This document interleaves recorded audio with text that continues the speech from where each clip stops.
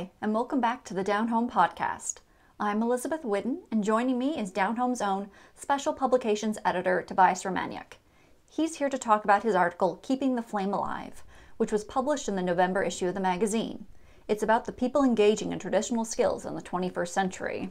So you interviewed several local crafters for this piece, two women who rug hook, a weaver, and a candle maker. So these are the kind of skills that in the past were really inherent to survival on the island. You couldn't pop down to a supermarket or, the local Walmart and, get what you needed to survive. No, it used to be like if you want it, you make it. And I think like furniture, and I think it's really neat to look at old furniture and see that like it used to be a soup crate or something, or whatever box they happen to use. And like the rugs are old t-shirts and things like that. So yeah, there's a real, I guess, culture of making that goes back like hundreds of years here. And you bring up furniture and making it out whatever wood you had. There was this, nothing was ever wasted or thrown away. Everything could have a second life. So you recycled things constantly. Yeah, there's like now it's all trendy to recycle, but it was essential. I guess, like we're a rocky island with not big trees.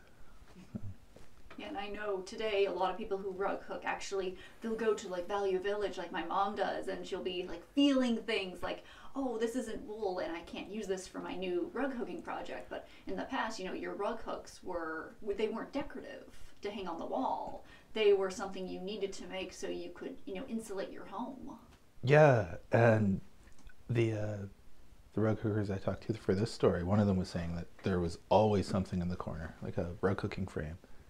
Any way that came in could do it. And I kind of like that it wasn't looked at as craft or art. It was more, if we don't make this thing, our feet will be cold this winter. And it was like, now it's considered an art and a craft, and it's not necessary. Like you go buy a rug at Walmart for $10, But also the texture thing now, because it's gone into the realm of art, texture plays a really big part in what some of these people are doing. And like they'll select material for the feel or the look, and it gives the work this real like three-dimensional aspect to it, where like say the water wisping off a wave would be like wool, and it's just cool.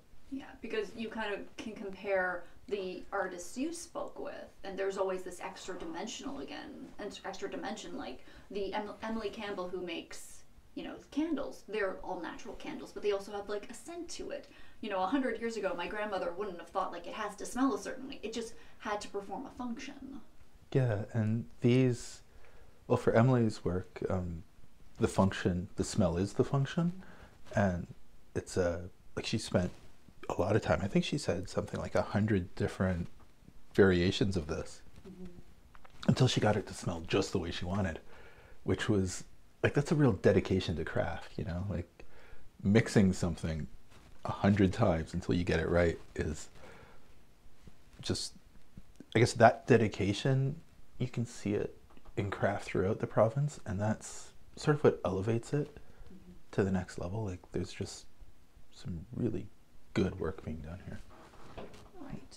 And I think, there is this revitalization of old skills. Like we see more homesteaders now. People who want to have their own small little gardens or have like a few chickens here and there. And it's these old skills that are kind of being brought into the 21st century and people are trying to get back to.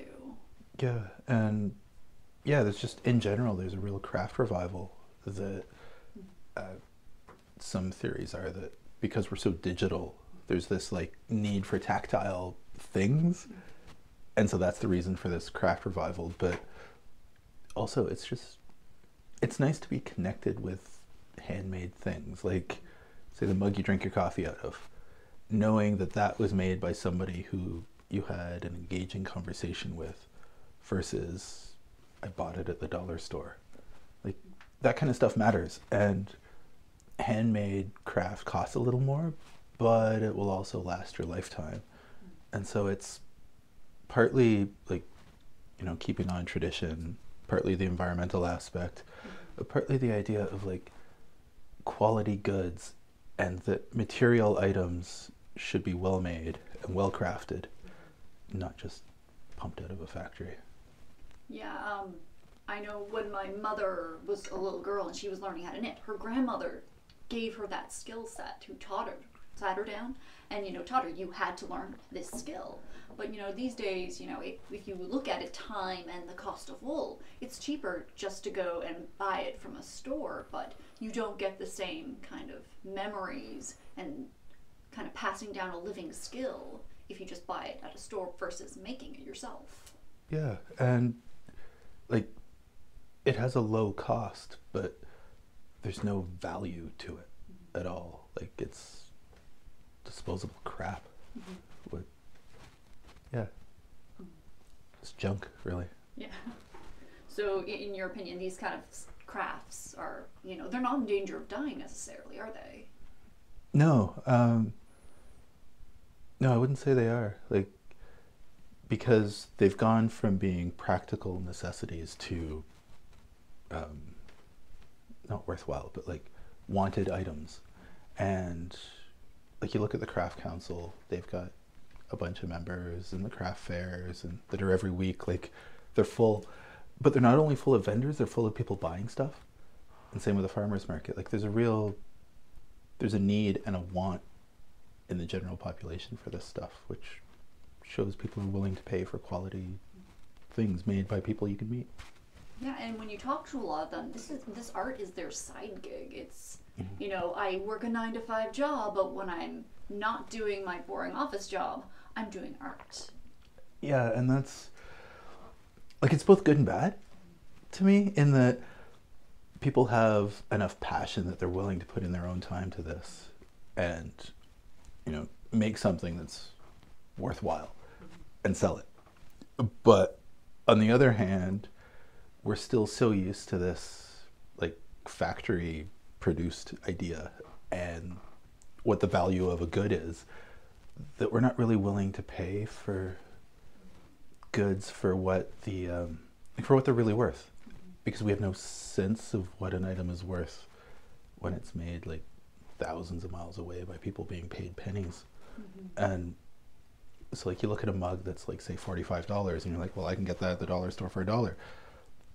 But this was made by one person, crafted on like a wheel, and it took years to learn that skill. Like it's not just the mug that you're buying. It's like the hundreds of mugs the person had to learn before they got it right. Yeah, and that's what you're paying for, is a functional piece of art. And I think sometimes that gets lost. That it's not just a thing, it's what that thing represents and embodies. So you spoke with a lot of different people, like a weaver, candle maker, and to rug hookers. Like, were there any commonalities? Because they're fairly different art skills. They're not like, I'm good at weaving, so I'll be really good at candle making. There's no like crossover. Yeah, the only crossover is people saying, hell yeah, I could do that, and giving it a try. And then after the first time, making another and another, and realizing that the first one out of the gate's not going to be good, but the 10th one might be. And I think that's the common thread, is that people are willing to do this and want to do it. But you're right, like making a candle and hooking a rug, they've got nothing in common, really. Except for, they kind of have a tradition that dates back to, our forebears on the island. They had to be able to do these things. Yeah, that's about the only connection, and that's yeah. So, when you were speaking with them, did you hear anything you didn't expect to hear? Like,